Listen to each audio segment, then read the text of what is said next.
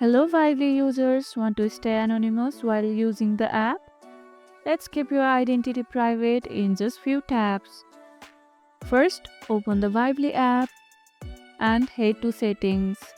This is where you control your visibility. For extra privacy, use a generic username and avoid linking personal details. If certain privacy settings are not available, make sure your app is updated to the latest version. Do you prefer staying private or being active on social apps? Let me know in the comments. If this tutorial helped, don't forget to like this video, share it, subscribe, and leave a comment. Thanks for watching, and I'll see you in the next video.